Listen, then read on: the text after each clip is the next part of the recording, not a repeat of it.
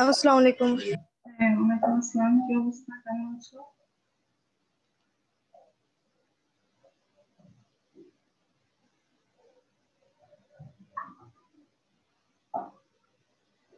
আচ্ছা, বাহ। আমরা একটু দেখি কি কি আসতেছেন। তুমি জয়েন করেছো।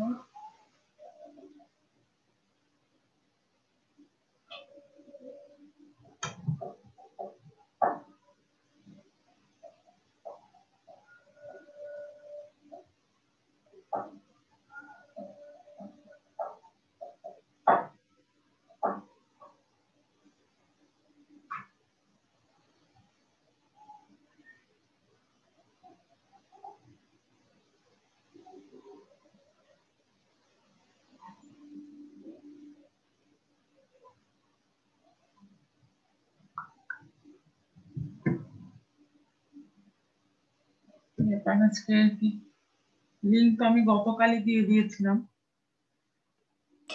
জি ম্যাম।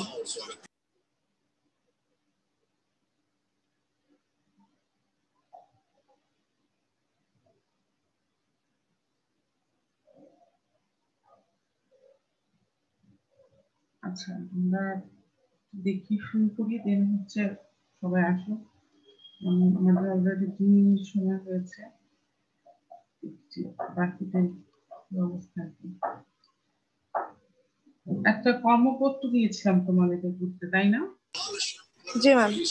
আচ্ছা, স্ক্রিনে দেখতে পাচ্ছ কর্মপত্রটা? আমি মনে হয় কোন পর্যন্ত করিয়েছিলাম, 6 নাম্বার পর্যন্ত, তাই না? 6 নম্বর পর্যন্ত। হ্যাঁ, জি আর ম্যাম। বাকিগুলো তোমাদেরকে করতে বলেছিলাম। জি ম্যাম। আচ্ছা, সবাই একটু আসো, দেখি কি কি অবস্থা। তোমাদের কাছে এটা ক্লাস রুটিন তো সবারই আছে, আমাদের কিন্তু আইডি পাসওয়ার্ড গুলো একই থাকে, তারপরে লিংক আগে দিয়ে দেওয়া হয়, তাতে জি ম্যাম। একটু জয়েন করলে সবার জন্য সুবিধা হয়। ক্লাসটা অটোমেটিক কেটে যায়, পরে চাইলেও আমরা মানে কন্টিনিউ করতে পারছি না। আচ্ছা, তো হচ্ছে আমরা গত ক্লাসে 6 পর্যন্ত হচ্ছে করেছিলাম। তোমার এই কর্মপত্রটা, বাকিগুলো তোমাদেরকে করতে বলেছিলাম। এখন দেখি যে কে কে আছো আর কে কে এটা করেছো আর কি। আচ্ছা, মুনতাহিনা, তোমার রোল হচ্ছে 227। নাসরিন নাইবা, তোমার রোল কত? নাবিলা, নাসরিন নাবিলা, তোমার রোল কত?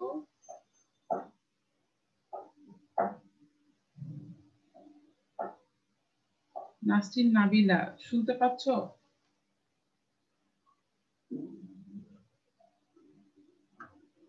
কোনো রেসপন্স পাচ্ছি না।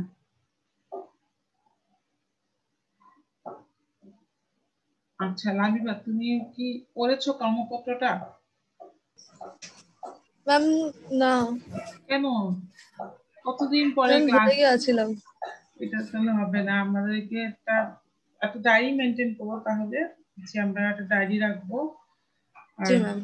তার না হলে তো আমাদের সপ্তাহে 2টা ক্লাস হয় না, ঠিক আছে? এমনিতেই অনেক কম পড়া হচ্ছে, তার মধ্যে যদি ভুলে যাও তাহলে তো সমস্যা। জি ম্যাম।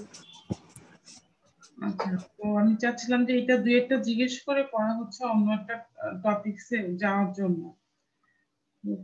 তোমরা তো দেখি যে যাকে আশা করেছিলাম যে পারবে, সেই তো পারেনি, বাকি কি অবস্থা? ম্যাম ধরলে পারবো। ধরলে পারবা। আচ্ছা, 7 নাম্বারটা তুমি, তোমার কাছে বই আছে? জি ম্যাম। আচ্ছা, তুমি পড়ো তো দেখি, 7 নাম্বারটা পড়ে এটার উত্তরটা বলার চেষ্টা করো, ভুল হলে আমি বলে দেব। হ্যাঁ। Okay ma'am. Alpha bank limited হঠাৎ করে আর্থিক সংকটে পড়ে। সংকট উত্তরণের জন্য তারা 5 কোটি টাকার শেয়ার ইস্যু করে। হুম। ম্যাম এটা অর্থ সংস্থান সিদ্ধান্ত। এক্স্যাক্টলি, এটা হচ্ছে তোমার অর্থ সংস্থান বা অর্থায়ন সিদ্ধান্ত। আচ্ছা, জি এটা ম্যাম। হয়েছে। আচ্ছা, পরেরটা পড়া দেখি, পারো আকাশ কিনা। লিমিটেড আকাশ লিমিটেড তাদের ব্যবসা সম্প্রসারণের জন্য 10 কোটি টাকার জামানতযুক্ত ও স্থির আয়যুক্ত সিকিউরিটি ইস্যু করে। হুম। ম্যাম এটা কি আচ্ছা, এটা দেখো। মূলধন বাজেটে? হ্যাঁ 10 কোটি টাকা মূল্যের জামানতযুক্ত স্থির আয়যুক্ত সিকিউরিটি তোমার হচ্ছে ইস্যু করে ব্যবসা সম্প্রসারণের জন্য। এটা অবশ্যই মূলধন বাজেটিং, যেহেতু স্থির আয়যুক্ত, আবার হচ্ছে তোমার 10 কোটি টাকা জামানতযুক্ত, এটাও হতে পারে। আবার যদি এটাকে কেউ তোমার হচ্ছে অর্থায়ন সিদ্ধান্তের আওতায় নিতে চায়, সেটাও হতে পারে। কিন্তু যেহেতু ব্যবসা সম্প্রসারণের কথা বলেছে, এটা আমাদের মূলধন বাজেটিং বললেই সবচেয়ে ভালো হবে। ঠিক আছে? জি ম্যাম। আচ্ছা, এখন দেখি হচ্ছে আমাদের আমরা হচ্ছে 7 আর 8 করলাম, 9 নাম্বারটা কে কে আছে পার্টিসিপেন্ট?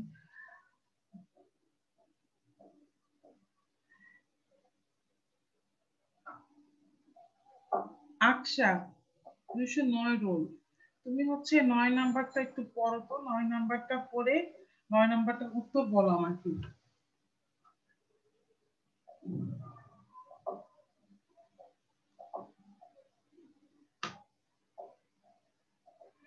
আকশা শুনতে পাচ্ছ?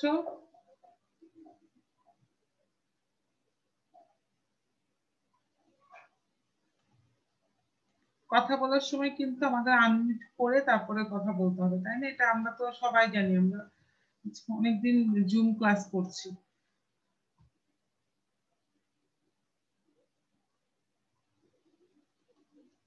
আচ্ছা দেখি তো হচ্ছে আমাদের ও কি শুনতে পাচ্ছে কিনা তা আমি বুঝতে পারছি না, কোনো কথাই বলে না।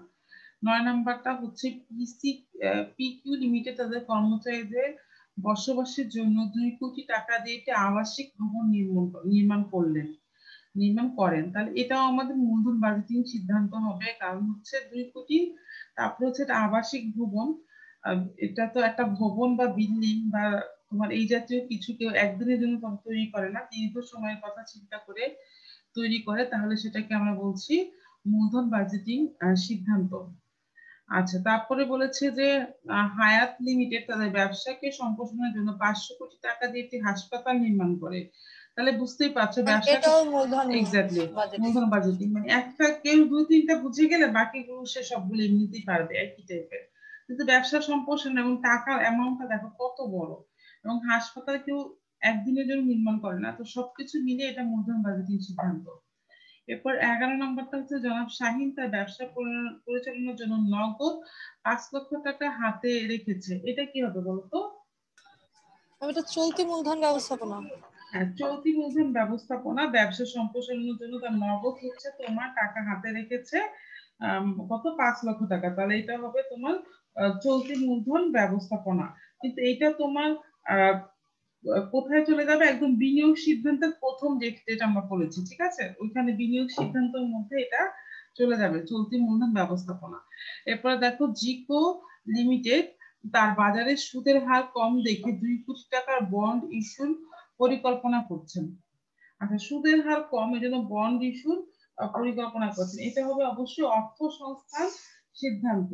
ঠিক আছে, অর্থ সংস্থান বা অর্থায়ন সিদ্ধান্ত, যেটা ফাইন্যান্সিং ডিসিশন, যে সে তার যেহেতু বাজারে সুদের হার কম মানে হচ্ছে ঋণ নিলে কম সুদ দিতে হবে, এজন্য হচ্ছে সে বন্ড ইস্যুর পরিকল্পনা নিল। বন্ড ইস্যু করে কি আসবে? বন্ড ইস্যু করে টাকা আসবে, এজন্য এটা হয়ে গেল অর্থ সংস্থান সিদ্ধান্ত। ঠিক আছে, যে কোনো বন্ড ইস্যু, শেয়ার ইস্যু, যে কোনো সিকিউরিটি ইস্যু দেখলে আমরা ধরে নিব যেটা অর্থ সংস্থান সিদ্ধান্ত। এরপর দেখো 13 নাম্বারটা, প্রত্যয় লিমিটেড তাদের বিক্রয় বৃদ্ধির জন্য আগামী বছর সর্বোচ্চ 20 লক্ষ টাকার পণ্য বাকিতে বিক্রয়ের সিদ্ধান্ত নিয়েছে। এটা কি ধরনের সিদ্ধান্ত হবে বলতো? মূলধন বাজেটিং। দেখো তাদের বিক্রয় বৃদ্ধির জন্য আগামী বছর সর্বোচ্চ 20 লক্ষ টাকার পণ্য বাকিতে বিক্রয়ের সিদ্ধান্ত নিয়েছে। এখন তাদের বিক্রি বৃদ্ধি করার জন্য আগামী বছর সর্বোচ্চ 20 লক্ষ টাকা, না এটা মূলধন বাজেটিং হচ্ছে না, শুধুমাত্র আগামী বছরটার কথা চিন্তা করে 20 লক্ষ টাকার পণ্য তারা বাকিতে বিক্রয় করবে। ঠিক আছে, তো বাকিতে যেহেতু বিক্রয় করবে এবং তারা হচ্ছে এটা মূলধনটাকে বাড়ে, হ্যাঁ চলতি মূলধন চলতি ব্যবস্থাপনা মূলধন বলতে হয়। ব্যবস্থাপনা। আমরা কিন্তু জি ম্যাম। করেছি তাই না, 1 বছর মেয়াদের মধ্যে যে সিদ্ধান্তগুলো আমাদের আসবে সেটা হবে আমাদের চলতি মূলধন ব্যবস্থাপনা। এই তো বুঝতে পেরেছো। অজন্তা লিমিটেড সিদ্ধান্ত নিয়েছে আগামী বছর তাদের সমস্ত কাঁচামাল বাকিতে কিনবে। এটাও কি বলতো? এটাও চলতি মূলধন চলতি মূলধন, ব্যবস্থাপনা। হ্যাঁ। মনে করে দেখো আমরা বলেছিলাম যে কাঁচামাল বা যে কোনো 1 বছর যে কোনো মানে 0 থেকে শুরু করে বা 1 দিন থেকে 1 বছরের যে সিদ্ধান্তগুলো সেগুলো সবই কি হয় চলতি মূলধনের সিদ্ধান্ত হয়। তো এই ছিল আমাদের গত ক্লাসের পড়াটা। এই কর্মপত্র করার মানে কি জানো? কর্মপত্র পড়া মানে হচ্ছে তুমি তোমার পুরো টপিকসটাকে বুঝে গিয়েছো এবং তুমি তোমার যে কোনো সৃজনশীলের উত্তর করতে পারবা। এই জন্য বইয়ের কর্মপত্রগুলো অবশ্যই আমাদেরকে করতে হবে। আর যেই টপিকসের সাথে কর্মপত্র আছে ভাববা সেই টপিকসেই তোমার সৃজনশীল প্রশ্ন হতে পারে। ঠিক আছে, কর্মপত্র কিন্তু সব টপিকসের সাথে দেয় না। আচ্ছা, এরপরে যে টপিকসটা আচ্ছা আমাদের আচ্ছা। আছে দেখো, যে ফার্মের লক্ষ্য অর্জনে আর্থিক ব্যবস্থাপকের ভূমিকা। আসলে এটা অনেক সোজা, এটা আমি পড়াবো না, এটা তোমরা রিডিং করে নিবা, সবাই এটা পারবা। ঠিক আছে, এটা রিডিং পড়লেই হবে, অতটা ইম্পর্টেন্ট না। দেখতেই পাচ্ছ, ব্যয় নিয়ন্ত্রণ, মূলধন নির্ধারণ, আহ তোমার তহবিল ব্যবস্থাপনা, মূলধন সংরক্ষণ, মানে একজন ব্যবস্থাপক আসলে কি কি করে তার কাজগুলো এখানে দেওয়া আছে। তোমরা just line to line reading করে গেলে তোমরা বুঝতে পারবা জিনিসটা। এটা আমি আর পড়াচ্ছি না। এরপরে দেখো পরের টপিকটা যেটা 1.10 সামষ্টিক অর্থনীতির কাঠামো। দেখুন এই টপিকটা সাথে আমাদের ইকোনমিক্সের টপিক, বুঝতেই পারছো পুরাই। তো এটাও আমি এখন পড়াতে চাচ্ছি না, এটা আমি অবশ্যই পড়াবো, কিন্তু এখন পড়াবো না, কারণ এখন পড়ালে তোমরা এটাকে অনেক কঠিন ভাববা। তোমরা মার্কেটিং এ এই টাইপের একটা অধ্যায় পড়বা, মানে বাজারজাতকরণে, ওটা পড়ার পরে আমি এটা তোমাদেরকে পড়াবো। তো এখন বলতে মিস কবে পড়াবো, আমরা হয় এটা কি পুরো চ্যাপ্টার শেষ হলে পড়াবো, আর তা না হলে আমি নতুন চ্যাপ্টার যাওয়ার আগে মানে পুরো চ্যাপ্টার শেষ হলে পড়াবো, কারণ এখন পড়াতে চাচ্ছি না। কারণ তোমরা এটা এখন পড়ালে বুঝবা না, কারণ অর্থনীতির কিছুই তোমরা আগে পড়ে আসো নাই। তার বাইরে এটা কঠিন এরকম ভেবো না, জাস্ট তোমাদের আমি ফিনান্সের অংশগুলো আগে পড়াতে চাচ্ছি। আর তোমরা সবাই জানো যে অর্থনীতি থেকেই আসলে ফিনান্সের সৃষ্টি হয়েছে, যদি কিছু কিছু অর্থনৈতিক টার্ম আমাদের চলে আসে। এই টপিকটা আমরা পরে পড়ছি 1.10। দেখো এটা আমরা পরে পড়ছি 10 এবং 11। আমরা আজকে যেটা পড়বো সেটা হচ্ছে অর্থায়নের নীতি সমূহ। এটা খুব খুব খুবই ইম্পর্টেন্ট, ভেরি ভেরি ইম্পর্টেন্ট একটা টপিক তোমাদের সৃজনশীল প্রশ্নের জন্য। ঠিক আছে, আমি তোমাদের চ্যাপ্টার শেষ হলেই বলে দিব যে তোমাদের কোনখান থেকে সৃজনশীল প্রশ্ন আসবে। ইনশাল্লাহ এর বাইরে আসবে না। ঠিক আছে, মানে কলেজের টপিক গুলা মানে বলা একদমই সোজা যে কোনখান থেকে তোমার প্রশ্ন হবে, যদিও সিলেবাস অনেক বড় কিন্তু বোঝা যায়। আচ্ছা, তাহলে এখন আমরা মূল আজকের ক্লাস চলে যাচ্ছি। এতক্ষণ ছিল গত ক্লাসের আলোচনা, তো তোমরা এটা ভালো করে শোনো। যদি কারো অসুবিধা হয় অবশ্যই প্রশ্ন করবে, কারণ এটা অনেক ইম্পর্টেন্ট টপিক। এই টপিকটা হচ্ছে আমাদের 1.12 তোমাদের বইয়ের কত পৃষ্ঠায় আছে এটা দেখে নিই, 16 পৃষ্ঠা তোমাদের বই। সবাই এই টপিকটার পাশে ইম্পর্টেন্ট লিখে রাখো আর কি।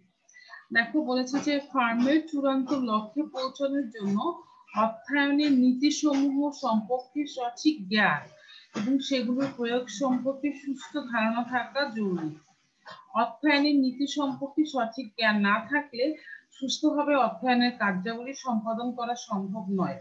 অর্থায়নের নীতিসমূহ বিনিয়োগ সিদ্ধান্ত, অর্থ সংস্থান সিদ্ধান্ত এবং অন্যান্য আর্থিক সিদ্ধান্ত গ্রহণ করার সময় বিবেচনা করতে হয়। আচ্ছা, এখন আমরা জেনে নিলাম একটু যে নীতি আসলে কেন আমাদের লাগবে। তুমি যদি অর্থ নিয়ে কাজ করো, আর্থিক পরিকল্পনা করো বা তোমার অর্থ রিলেটেড কোনো কাজ করো, তুমি যদি নীতিগুলো না জানো যে কোনটা করলে তোমার প্রতিষ্ঠানের জন্য ভালো হবে আর কোনটা করলে তোমার প্রতিষ্ঠানের জন্য খারাপ, তুমি যেই সিদ্ধান্ত নাও না কেন তোমাকে এই নীতিগুলো অবশ্যই জানতে হবে।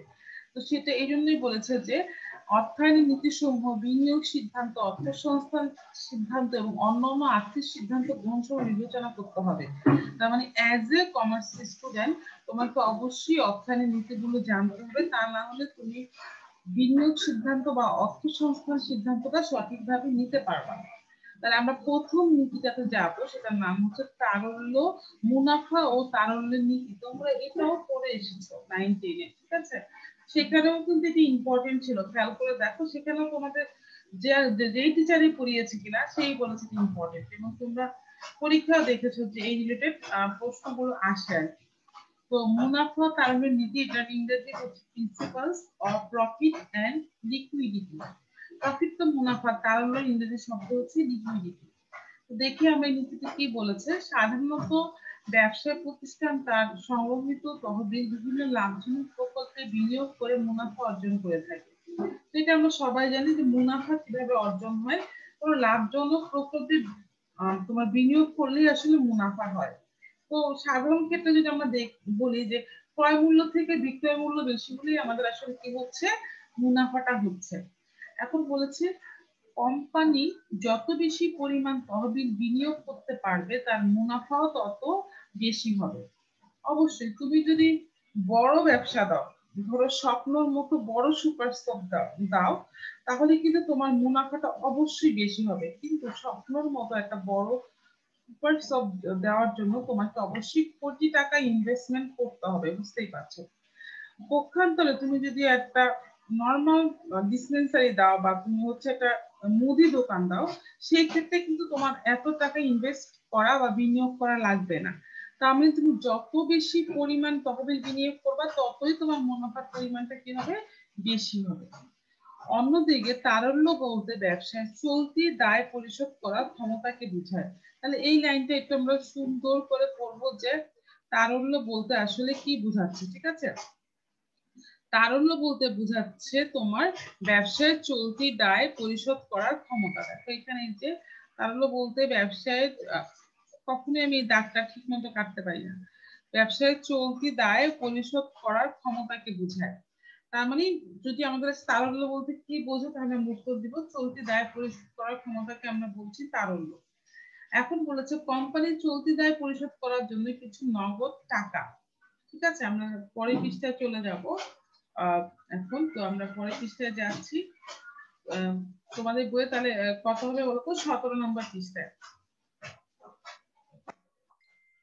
আমরা পরের পৃষ্ঠায় যাচ্ছি।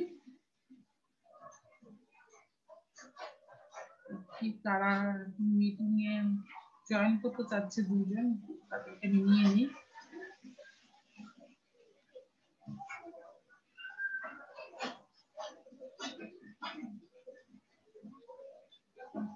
আচ্ছা, এখন দেখো আমরা চলে এসেছি ওই যে পরের লাইনের লিঙ্ক ধরে, যে পরের লাইনটা। হ্যাঁ বলো, কে বলছিলে কথা?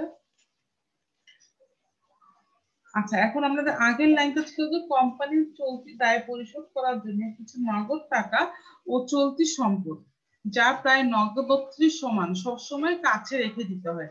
এটা আমরা শুরু থেকেই সবাই জানি যে চলতি দায় পরিশোধ করার জন্য কিছু নগদ টাকা এবং কিছু নগদ সম্পদ যা প্রায় নগদত্রীর সমান। এটা দিয়ে কি বোঝাচ্ছে, যেমন ধরো চেক, চেক কিন্তু প্রায় তোমার নগদত্রীর সমান। তো এই ধরনের টাকা অথবা তোমার হচ্ছে যে যেগুলো তুমি খুব দ্রুত বিক্রি করে টাকায় কনভার্ট করতে পারো, যেমন গোল্ড, গোল্ডও কিন্তু প্রায় তোমার নগদ অর্থ কাছাকাছি, কিন্তু জমি না, তোমার বাড়ির জমি বা তোমার ফ্যাক্টরির জমি না। ঠিক আছে, গোল্ড যত ইজিলি বিক্রি করা যায়, তোমার জমি বা জায়গা বিক্রি করা তো সহজ না, এটা সবাই জানো। তো চলতি দায় পরিশোধ করার জন্য প্রত্যেকটি নগদ টাকা তো রাখতেই হবে, প্লাস নগদ অর্থের সমান কিছু অর্থ সবসময় হাতে রেখে দিতে হবে। এখানে একটা উদাহরণ দিয়েছে, মনে করি বিআরবি কেবলস তাদের দৈনন্দিন আর্থিক কার্যগুলি সম্পাদনের জন্য 2 কোটি টাকা তরল সম্পদ হিসেবে রেখে দিল। কোম্পানি যদি এই 2 কোটি টাকা তরল সম্পদ হিসেবে না রেখে কোনো প্রকল্পে বিনিয়োগ করতো তাহলে তার মুনাফার পরিমাণ বেড়ে যেত। অবশ্যই দেখো এখানে বিআরবি কেবলস উদাহরণ দিয়েছে 2 কোটি টাকা দৈনন্দিন আর্থিক খরচ বা দৈনন্দিন অর্থনৈতিক কার্যাবলী, যেগুলো সম্পর্কে আমরা আগে জেনে এসেছি। তোমরা খেয়াল করবে একটা টপিকের সাথে কিন্তু একটা রিলেটেড বা লিঙ্ক, যেই মেয়ে আগের টপিকস গুলো বুঝে এসেছে যে চলতি সম্পদ ব্যবস্থাপনা কি বা মূলধন বাজেটিং কি, তার জন্য কিন্তু এই টপিকস গুলো অনেক সোজা হবে, সে প্রতিটা লাইন বুঝবে। আর যে আগের গুলো বুঝে আসে নাই বা বাসায় পড়ে নাই, তার কাছে এটা মুখস্থ করা ছাড়া কোনো উপায় থাকবে না। এই জন্য কিন্তু বোঝাটা অনেক বেশি দরকার। বুঝতে হলে ক্লাস শোনার সাথে সাথে আমাদেরকে অবশ্য বাসায়ও পড়তে হবে। আমাদের মধ্যে আল্লাহ এত মেধা খুব কম মানুষেরই দিয়ে দিয়েছে যে একবার শুনিয়ে সে বুঝে যাবে। তোমরা যেরকম এখন বাসায় স্টাডি করে এটা তোমাদের মনের মধ্যে এটাকে ঢুকাবে বা আত্মস্থ করবে, আমিও কিন্তু একসময় এইভাবে এটাকে পড়তে পড়তে এটাকে আমার মাথার মধ্যে ঢুকিয়েছি, তাই না? তারপর না আমি এটাকে বুঝি, টিচাররা বুঝিয়েছে, আমি বুঝিয়েছি। তবে টিচারের দায়িত্ব যদি 50% হয় বোঝানো, বাকি 50% দায়িত্ব হবে তোমার। আর তুমি যদি তোমার 50% পালন না করো তাহলে তুমি কখনোই কোনো টপিকই বুঝতে পারবা না। আলটিমেটলি না বুঝে মুখস্থ করবা, তুমি কি প্রশ্ন ধরতে পারবা না। তো তখন দেখবা যে মানে ঝামেলায় পড়তে হবে। ঠিক আছে, তো যেটা বলছিলাম যে অবশ্যই যদি কোম্পানি 2 কোটি টাকা তরল সম্পদ হিসেবে না রেখে বিনিয়োগ করতো, অবশ্যই মুনাফা বেড়ে যেত। আমরা একটু আগে জেনে এসেছি, যত বেশি আমি স্বপ্নের উদাহরণ দিয়েছিলাম যে স্বপ্নতে তোমার একটা স্বপ্ন মুখে সুপারস্টার করতে গেলে তোমার বেশি করে ইনভেস্ট করা লাগবে, বেশি ইনভেস্ট করলে তোমার মুনাফাটাও বেশি হবে। তো সেখানে বলেছে যদি কোনো প্রকল্পের মুনাফা বের হতো কিন্তু সেক্ষেত্রে কোম্পানির চলতি দায় পরিশোধ করার ক্ষমতা কমে যেত। অবশ্যই যদি 2 কোটি টাকা সে পুরাটাই বিনিয়োগ করে ফেলে তাহলে সে চলতি দায় পরিশোধ করতে পারবে না।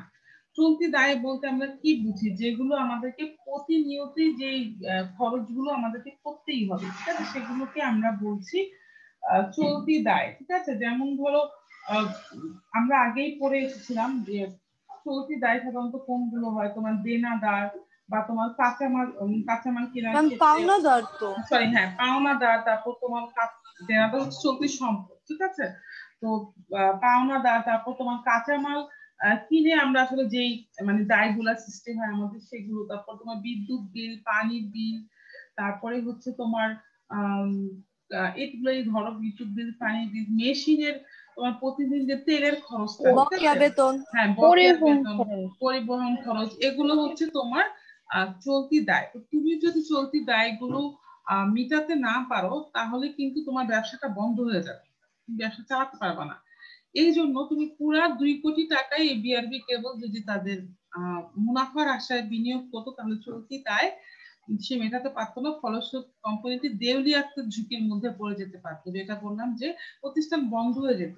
তোমরা অনেকগুলো নাম বললাম, বেতন, বকেয়া মজুরি, বেতন, পাওনাদার, তারপরে হচ্ছে বিদ্যুৎ বিল, পানির বিল, এগুলো যদি আমরা পরিশোধ না করি আমাদের কিন্তু প্রতিষ্ঠানই বন্ধ হয়ে যাবে। তাহলে দেখা যাচ্ছে তারল্যের সাথে ব্যবসার অর্জিত মুনাফার সম্পর্ক বিপরীতমুখী। এটা আমরা সবাই জানি, এটা খুবই ইম্পর্টেন্ট একটা লাইন। এমসিকিউ তে আমাদের কতবার আসবে, তারল্যের সাথে ব্যবসার অর্জিত মুনাফার সম্পর্ক বিপরীতমুখী। কেন বিপরীতমুখী? তুমি মুনাফা যত বাড়াতে চাইবা তোমার তারল্য তত কমে যাবে, তাই না? কারণ বিআরবি কেবল যদি 2 কোটি টাকাই বিনিয়োগ করে তার মুনাফাটা অবশ্যই বাড়বে, কিন্তু তার হাতে নগদ টাকাটা কি হবে, কমে যাবে। পক্ষান্তরে বিআরবি কেবল যদি 2 কোটি টাকার জায়গায় 1 কোটি টাকা বিনিয়োগ করতো তাহলে তার মুনাফাও কিন্তু কমে যেত, কিন্তু পক্ষান্তরে তার আবার তারল্যের পরিমাণটা কি হতো, বেড়ে যেত। এটাই বলেছে তুমি যত বেশি বিনিয়োগ করবে তোমার মুনাফাটা বাড়বে কিন্তু তারল্য কমবে। এই কারণে এটাকে বলা হচ্ছে তোমার বিপরীতমুখী সম্পর্ক। তো নিম্নের চিত্রের মাধ্যমে বিষয়টি উপস্থাপন করা হলো। তো চিত্রটা তোমরা এখানে দেখতে পাচ্ছ যে এখানে উপর দিকে দেখাচ্ছে মুনাফা, দেখো যে উপরে অ্যারো চিহ্ন দিয়ে, মানে মুনাফাটা যদি 0 থেকে যত বাড়বে, এখানে একটা 0 আছে দেখো, 0 বা 0 থেকে যত বাড়বে এদিকে দেখো তারল্য, নিচে দেখানো হয়েছে তারল্য, তারল্যটা তত কি হচ্ছে তোমার কমছে।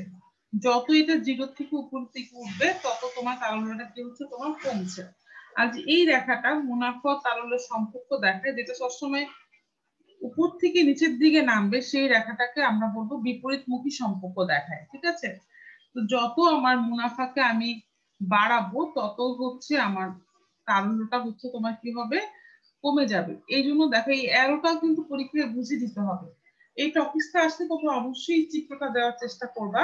এই টপিকটা তোমাদের সৃজনশীল প্রশ্নে আসবে, আমরা সৃজনশীল যখন দেখবো তখনই দেখবো যে কি করবো, তখন আমরা এই চিত্রটা দেওয়ার চেষ্টা করব। চিত্র দিলে তুমি ফুল নাম্বার পেয়ে যাবা। তুমি চিত্র দিয়ে উপস্থাপন করলে এটা আঁকা কোনো ঘটনাই না, তোমরা অনেক ক্রিটিক্যাল জিনিস আঁকতে পারো, তো 2টা দাগ দিলেই হয়ে যায়। তো এই জিনিসটা আমরা প্রত্যেকেই খাতায় দিব। এই জন্য আমি বারবার অ্যারোটা বোঝাচ্ছি, দেখো 0 থেকে যত মুনাফা বাড়াবা তত তারল্য তোমার 0-র দিকে আসতে থাকবে, মানে তোমার হচ্ছে কমতে থাকবে। তো এখন দেখো আমরা যদি আসলে কিন্তু আমাদের বোর্ডে এভাবে দেখাতে পারছি না, একটা জিনিস একটু খেয়াল করে দেখো, এই যে আমি চেষ্টা করছি একটু আঁকার, যদি আমি পারি না, এই দেখো এরকম আমরা একটা রেখা নিব। ঠিক আছে, তো এখানে যদি আমরা মিস ত্রিভুজের মতো, না কোথায় ত্রিভুজ নিব, এখানে ধরো এটাকে আমরা একটা 0 দেখাচ্ছি, এই ত্রিভুজের মধ্যে এটা কেন আসলো, কিভাবে আসলো সেটা একটু দেখানোর জন্য এরকম একটা রেখা আসছে না, যেটাকে আমি বলছি উপর থেকে নিচের দিকে নামছে, ঠিক আছে, উপর থেকে নিচের দিকে। এখানে এই যে এখানে আমরা দেখাচ্ছি কিন্তু তোমার মুনাফাটা, উপরে দেখাচ্ছি মুনাফাটা, আর এই লাইনটাতে আমরা দেখাচ্ছি তারল্যটা। তাহলে এই রেখাটা কেন এরকম হলো, ধরো আমি একটা এক্সাম্পল দিচ্ছি তোমাদের বোঝানোর জন্য। এই রেখাটা কিভাবে সৃষ্টি হয়েছে দেখো, মূলত এগুলোকে কিন্তু ইরেজ বা তোমার মুছে দিয়ে এই রেখাটা হয়েছে। তার মানে ধরো আমরা যদি এখানে লিখি 1, আর এটা হচ্ছে আমাদের 2, আমি আসলে এখানে লিখতে অভ্যস্ত না, বুঝতেই পারছো, পারছি না লিখতে, তাও চেষ্টা করছি তোমাদের বোঝানোর জন্য। আর এটা হচ্ছে আমাদের 2, আর এটা হচ্ছে আমাদের 1। দেখো এখন তোমরা ইজিলি বুঝতে পারবে এটা। এই যে আমরা নিচের যে ভূমি অক্ষ বরাবর যে রেখাটা আছে, এটা দিয়ে আমরা বুঝাচ্ছিলাম হচ্ছে তারল্য। খেয়াল করে দেখো, বইটার কাছে থাকলে বুঝতে তোমাদের অনেক ইজি হবে। তারল্য বুঝাচ্ছিলাম। আর এই যে লম্ব অক্ষ বরাবর যে রেখাটা, সেটা দিয়ে আমরা বুঝাচ্ছিলাম হচ্ছে তোমার কি জানো মুনাফাটা। তাহলে এখন এটা দেখো আমি 1 দিয়েছি আর 2 দিয়েছি, এখানে আবার 2 দিয়েছি 1 দিয়েছি, এটা বোঝানোর জন্য। যখন আমাদের তোমার তারল্যের পরিমাণ 1, তখন দেখো আমাদের মুনাফাটার পরিমাণ কত, 2। যখন আমরা হচ্ছে তারল্যটাকে তোমার হচ্ছে যে বাড়িয়ে দিলাম, বাড়িয়ে কি করলাম দেখো, তারল্য বাড়িয়ে ফেলেছি, 2 করে ফেলেছি বাড়িয়ে। 1 থেকে তারল্য বাড়িয়ে যখন 2 করলাম, তখন দেখো আমাদের মুনাফা কিন্তু কমে গেল। তখন আমাদের মুনাফা কমে কত হয়ে গেছে, 1। তার মানে এটা একটা বিপরীতমুখী সম্পর্ক দেখাচ্ছে বললেই, রেখাটা এরকম তোমার আড়াআড়ি ভাবে নিচের দিকে গিয়েছে, মানে লম্ব থেকে ভূমির দিকে নিয়েছে। এই কারণে তোমার বইয়ের চিত্রটা এরকম হয়েছে, যে এরকম কিরকম আমার তোমরা মানে আমি যেভাবে এঁকেছি খেয়াল করলে বুঝতে পারবা যে যখনই আমার তারল্যটা বাড়ছে, তারল্যটা দেখো এই যে বেড়ে 1 থেকে বেড়ে যখন 2 হলো, তখন আমরা যদি যে দেখে এই দেখো মুনাফাটা আমার কমে 2 থেকে কমে কত হয়েছে, 1। পক্ষান্তরে তারল্য মুনাফাকে যদি আবার আমি বাড়াতে যাই, মুনাফাকে যদি আমি 2 করে ফেলি, 1 থেকে মুনাফাকে যদি আমি 2 করি, এই যে দেখো 1 থেকে মুনাফাকে 2 করলাম, তখন আবার খেয়াল করে দেখো আমার মুনাফা যখন বাড়বে, তখন কিন্তু আমার তারল্য কি হয়ে যাচ্ছে, আবার কমে যাচ্ছে।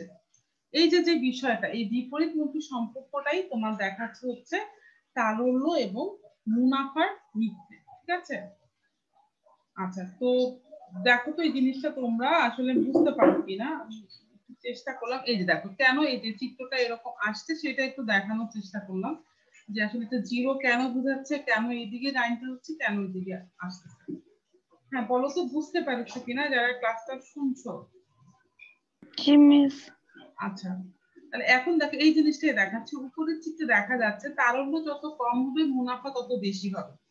উপরের চিত্রটা মুনাফা বেশি হলে আবার তারল্য কম হয়ে যাবে।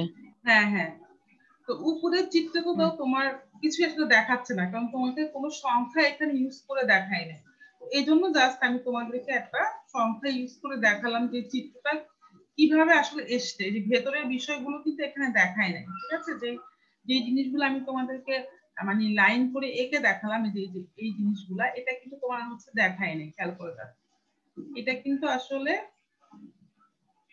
এভাবেই এসছে, যে যখন তোমার তারল্যটা তোমার হচ্ছে যত কম হবে মুনাফা তত বেশি হবে। তাহলে এটা তারল্য, এখানে দেখো আমার তারল্যের পরিমাণ কম, এইটুকু জায়গায় আমার তারল্যের পরিমাণ হচ্ছে কম, তো কম বলে আমার এখানে আমার মুনাফার পরিমাণ কি হচ্ছে, বেশি। যে দেখো যেখানে বেশি মার্ক হচ্ছে, এই দেখো এখানে আমাদের মুনাফার পরিমাণটা হচ্ছে, তারল্য যত তোমার কম হবে, সেটাই বল, তারল্য যত বেশি হবে মুনাফা তত কম হবে। এমন অবস্থায় ব্যবসায় তারল্য ও লাভজনকতার মধ্যে সঠিক সমন্বয় প্রয়োজন। তার মানে যে ভেতরের জিনিসগুলো তোমাদেরকে পরীক্ষায় দিতে হবে এরকম না, আমি জাস্ট তোমাদের বোঝানোর জন্য দিয়েছি যে কেন এটা বলেছে, যে তারল্য আর মুনাফার চিত্র, ওরা কিন্তু বলেছে উপরের চিত্রে দেখা যাচ্ছে তারল্য যত কম হবে মুনাফা তত বেশি। তো যেটা তোমরা জাস্ট চিত্রের মাধ্যমে দেখালে তোমরা একটু বুঝতে পারবা যে তারল্য আর মুনাফা কি, আর বিষয়টা কিছুই না। তোমাদেরকে এটা আমি যেভাবে দিচ্ছি তো না দিলেও হবে, জাস্ট আমি বোঝানোর জন্য এটা বলছি, ঠিক আছে।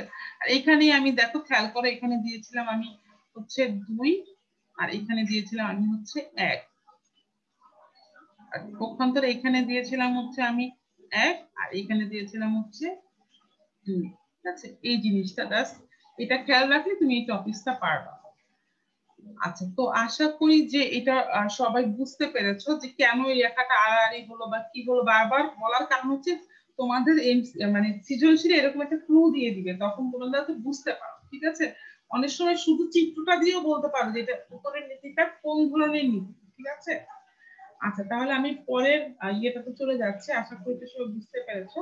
পরের তোমার যেই টপিকটা সেটা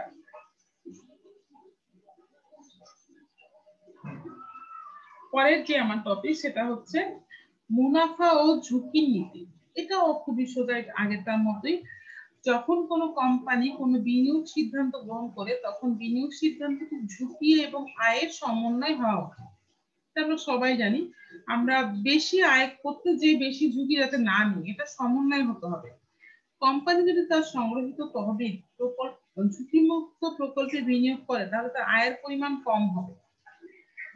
কিন্তু কোম্পানি যদি তার মূলধন অধিক ঝুঁকিপূর্ণ প্রকল্পে বিনিয়োগ করে তাহলে তার মুনাফার পরিমাণও বেশি হওয়ার সম্ভাবনা আছে, ঝুঁকির পরিমাণও অনেক বেশি তোমার হওয়ার সম্ভাবনাও আছে। তার মানে এই লাইনটা সোজা কথা, যদি তুমি বেশি ঝুঁকি নাও তাহলে তোমার মুনাফা বাড়বে। ঠিক আছে, কিন্তু ঝুঁকি তো তোমার বেড়ে গেল, মুনাফা বাড়লে তোমার ঝুঁকিও বাড়বে। মানে ঝুঁকি আর মুনাফার মধ্যে সম্পর্কটা কিন্তু তোমার পজিটিভ, নেগেটিভ না। আগে যেরকম আমরা দেখেছি তারল্য এবং ঝুঁকির মধ্যে সম্পর্ক হচ্ছে নেগেটিভ, একটা বাড়লে একটা কমে যায়।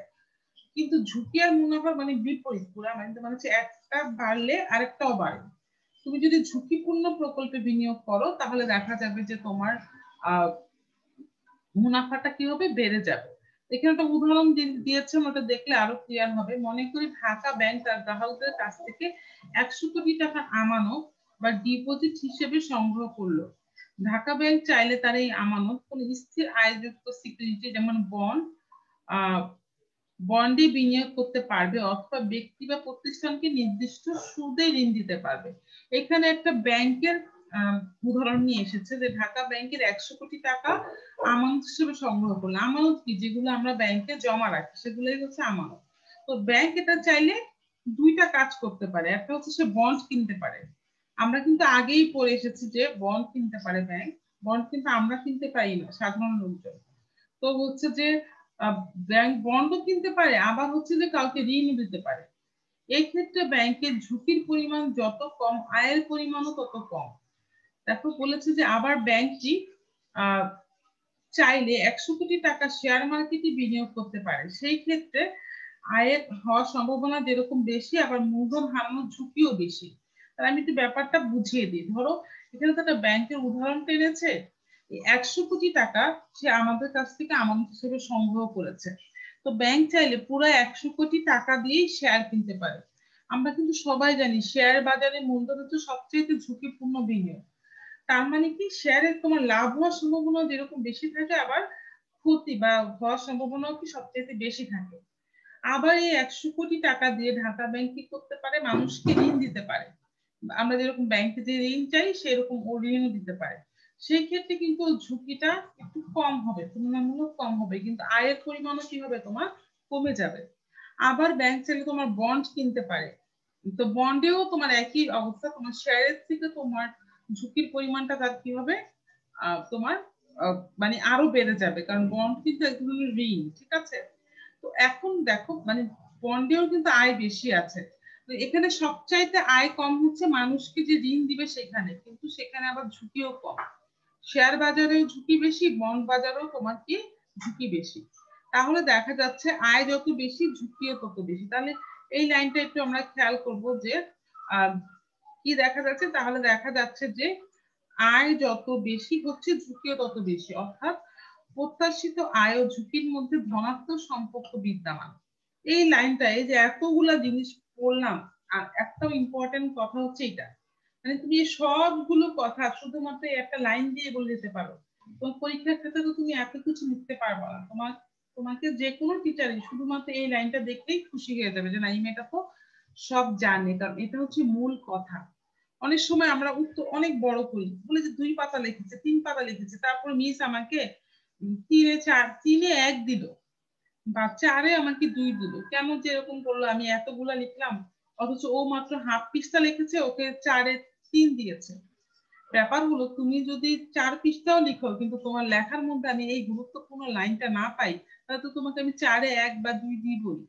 আর যেই মেয়েটা হাফ পৃষ্ঠা লিখেছে, যে দেখো সে উত্তরটা শুরুই করেছে এই লাইনটা দিয়ে, তার মানে সে টিচারকে বুঝিয়েছে আমি সবচেয়ে গুরুত্বপূর্ণ ইনফরমেশনটা আমি জানি। তো এই কারণে আমাদের পরীক্ষার উত্তর আমরা পৃষ্ঠা বাড়াবো না, আমরা আমাদের উত্তরটাকে তথ্যবহুল করব এবং আমরা আমাদের উত্তরটাকে সুন্দর করব, যাতে টিচার একটা লাইন দিতে খুশি হয়ে যায়, পৃষ্ঠা তাকে না গুনতে হয়। ঠিক আছে, পৃষ্ঠা গুনে এখন আর নাম্বার পাওয়া আসলে যায় না, তোমরা তো পরীক্ষা দিয়ে এসেছো জানো। তো এই হলো বিষয়টা, আমার মনে হয় যে এই লাইনটা তোমরা বুঝতে পেরেছো। এখন আমরা একটু যদি যাই, দেখো একটা চিত্র, এখানেও একটা চিত্র দেখিয়েছে। এখানে লম্ব অক্ষে তোমার দেখিয়েছে, এই লম্বা ভূমি থেকে উপর দিকে যে লেখার রেখাটা ওঠে ওটাকে আমরা বলি লম্ব অক্ষ। এখানে দেখিয়েছে প্রত্যাশিত আয়, আর ভূমি বরাবর যেই তোমার রেখাটা সেটাকে বলা হচ্ছে ঝুঁকি। তো এখন দেখো এখানে কয়েকটা বিষয় দেখিয়েছে, ঝুঁকি মুক্ত আয়। এটার চিত্র দিতে হবে। হ্যাঁ, যদি তোমার এই টপিকটা আসে তাহলে তুমি আবার এইটা চিত্র দিবা, ঠিক আছে। এখানে তোমার 3টা নীতি, আমাদের 3টা নীতিতে তোমরা খেয়াল করবা যে 3টা নীতিতেই তোমাদের হচ্ছে চিত্রটা তোমরা ইউজ করতে পারবা যদি তোমাদের ক্রিয়েটিভ প্রশ্নে আসে, ঠিক আছে। আর যদি পোর্টফোলিওটা নাই তো, পোর্টফোলিওটা নাই, হ্যাঁ সরি, দুইটাতে আছে, দুইটাতেই দিবা। তো তোমার হচ্ছে যে যদি আমাদের ক্রিয়েটিভ প্রশ্নে আসে অবশ্যই আমরা দেওয়ার চেষ্টা করব। কিন্তু আমি যখন বোর্ডের খাতা দেখি, আমি কিছু খাতা দেখি এক্সেপশনাল, তারা অনুধাবনের প্রশ্নে অনেক স্টুডেন্ট চিত্র দিয়ে দেয়। তো আমি বলবো না যে তুমি অনুধাবনের প্রশ্নে দাও, যদি তোমার লেখা খুব স্পিডি হয় বা তুমি প্রশ্ন পাওয়ার পরে মনে করো যে না আমি লিখে শেষ করতে পারবো, সেই ক্ষেত্রে তুমি অনুধাবনের চিত্র দিবা। কিন্তু প্রয়োগ এবং উচ্চতর দক্ষতায় যদি এই টপিকটা আসে, তুমি চিত্র দিলে তোমার খাতার মানটা, আমি তো বললামই, তোমার ফুল নাম্বার পাওয়ার সম্ভাবনা অনেক বেড়ে যাবে। কিন্তু অনেক সোজা, তাই না? একটা পেন্সিল দিয়ে আমাদের আঁকতে কোনো বিষয়ই না। তাহলে আমরা এই জন্য এটা খাতা উপস্থাপন করি, যাতে মানে খুশি হয় আর কি টিচার দেখে যে না এই মেয়েটা চিত্র দিয়ে এটা বুঝিয়েছে। আর তোমাদের বইতে এটা আছে, যেহেতু সেটা দেওয়াটাই ভালো। আচ্ছা, তাহলে যেটা দেখো আমি বুঝিয়ে দিচ্ছি যে প্রত্যাশিত আয় আর ঝুঁকির মধ্যে সম্পর্কটা। এখানে ঝুঁকি মুক্ত আয়কে আর ঝুঁকি অধিকার আর কি। ঝুঁকি মুক্ত আয় বলতে দেখো এই যে লম্বা একটা লেখা রেখা গিয়েছে, এই অংশটুকুকে আমরা বলছি ঝুঁকি মুক্ত আয়। তার মানে হচ্ছে তুমি যদি এইটুকু আয় করো, মানে এইটুকু আয় করো, তাহলে তোমার ঝুঁকি ছাড়াই তুমি আয় করতে পারবা। এখন তোমরা বলতে পারো মি ঝুঁকি ছাড়া আবার আয় করাতে এরকম কোন আয় আছে? এই যে দেখো দাগ দিচ্ছি যেগুলা, সরকারি এক্স্যাক্টলি এগুলা তো ঝুঁকি লাভি, মুক্ত হ্যাঁ আয়। লাবিবা ঠিক বলেছে। কারণ এগুলো আমরা 9-10 এ পড়ে এসেছি, আমরা সবাই জানি যেগুলো আমাদের সরকারি তোমার হচ্ছে সিকিউরিটি, সেগুলোর আয় হচ্ছে ঝুঁকি মুক্ত। তুমি যদি একদম ঝুঁকি মুক্ত আয় করতে চাও, তুমি সরকারি সিকিউরিটিতে বিনিয়োগ করবে, তাহলে তোমার এই আয়ের রেখাটা হয়ে যাবে একদম সমান। কেন সমান হলো? কারণ তোমার কোনো ঝুঁকি নাই, ঠিক আছে। যখনই তুমি ঝুঁকিটা বাড়াবা, ঠিক আছে, দেখো যখনই তুমি ঝুঁকিটা এই যে বাড়াচ্ছ, এই যে দেখো বাড়াচ্ছ, ওরাও একটা রেখা দিয়েছে, যখনই তুমি ঝুঁকিটা বাড়াচ্ছ তখনও কিন্তু তোমার আয়টা কি হয়ে যাচ্ছে বলতো, এই যে বেড়ে যাচ্ছে। তার মানে ঝুঁকি যত বাড়বে তোমার আয় তত কি হবে, বাড়বে। এই কারণে এই রেখাটা দেখো এরকমই গিয়েছে। তাহলে চাইলে এই রেখাটা কিন্তু মানে এরকমও হতে পারে, জাস্ট দেখো এরকম এই রেখাটা কিন্তু এরকমই। মানে তার মানে কি এখানে আমি কি দেখাই নিবে তো শুধুমাত্র ঝুঁকি মুক্ত আয়টা দেখাই নেই। যেমন আগেরটা তোমরা দেখেছো এই দিয়ে এরকম, আমি পাশাপাশি যেটা দেখাচ্ছি, মানে যেটা তোমার এরকম উপর থেকে নিচ দিকে নামবে সেটা হচ্ছে তোমার তারল্য মুনাফা, যেটা তোমার একদম, হ্যাঁ যেটা মাছ থেকে উপর বরাবর উঠবে সেটা হচ্ছে তোমার ঝুঁকি ও মুনাফা। ঝুঁকি। আমি দুইটা চিত্র পাশাপাশি কেন ডাকলাম, যাতে তোমরা কনফিউজ না হও। বা এমসিকিউ তো অনেক সময় চিত্র দিয়েও বলে দেয় যে উপরের চিত্রে কোন ধরনের নীতিকে তোমার প্রকাশ করছে, ঠিক আছে, এই জন্য দুটা বোঝানোর জন্য। তাহলে এই জিনিসটা কেন আসলো, তাহলে অনেকে বলতে পারে মিস তাহলে এইটা কেন আসলো, যে এটা তো বইতে আছে। তো বুঝিয়েই তো দিলাম, এটা যেহেতু সরকারি সিকিউরিটি, এখানে কোনো ঝুঁকি নাই, এজন্য এই রেখাটা তোমার একদম সমান্তরাল গিয়েছে। আর আর এটা হচ্ছে কেন উপর দিকে উঠলো, কারণ এখানে আমরা যত আমাদের ঝুঁকিটা বাড়বে ততই আমাদের আয় বাড়বে। তো এই হলো বিষয়গুলো মেয়েরা। তো আশা করি তোমরা এই টপিকটা বুঝতে পেরেছো, কারণ এটা তোমাদের আগেই পড়া ছিল। এখন দেখি আমরা কি বলেছি, চিত্রে দেখা যাচ্ছে হচ্ছে বিনিয়োগকারী অধিক ঝুঁকি গ্রহণের জন্য অধিক ঝুঁকি অধিকার পাচ্ছে। একজন আর্থিক ব্যবস্থাপকের ঝুঁকি ও আয়ের সমন্বয়ের মাধ্যমে ফার্মের মূল্য সর্বোচ্চ করতে পারে। তাহলে দেখো আজকে আমাদের আসলে ক্লাসটা শেষ, শুধুমাত্র আমাদের পোর্টফোলিও বৈচিত্র্যায়নের নীতিটা আছে, যেটা তোমরা সবাই পারো। তো এই জন্য আমি আগামী ক্লাসে তোমাদের পড়ার এটাই দিচ্ছি, ঠিক আছে? তোমরা পুরা নীতিটা, পোর্টফোলিওটা তোমরা পড়বা, সবাই পারো এটা, এটা আমার কোনো কিছু নেই। তারপরেও যদি মনে করো যে না মিস আপনাকে পড়ানো লাগবে, তাহলে আমি অবশ্যই পড়াবো। আর কালকে ক্লাস আমি কর্মপত্রটা, কালকে না তো আবার নেক্সট ডে তোমার বুধবারে কর্মপত্রটা আমি সলভ করাবো।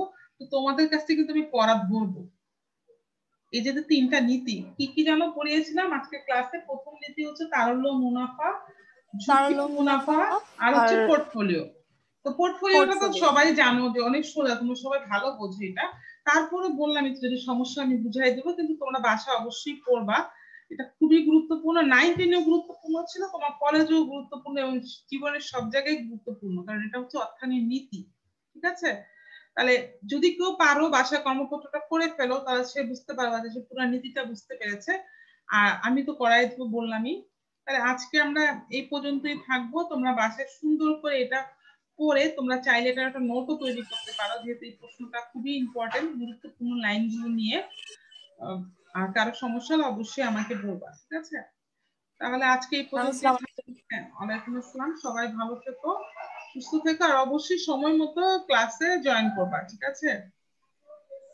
আচ্ছা, মাত্র 7 জন আজকে উপস্থিতি, খুবই কম। 7 জন না, 6 জন। বুঝতেছি না কি অবস্থা, তোমার ক্লাস না করলে কেমনে পারবা? ওকে, আল্লাহ হাফেজ। ওয়ালাইকুম ওয়ালাইকুম আসসালাম।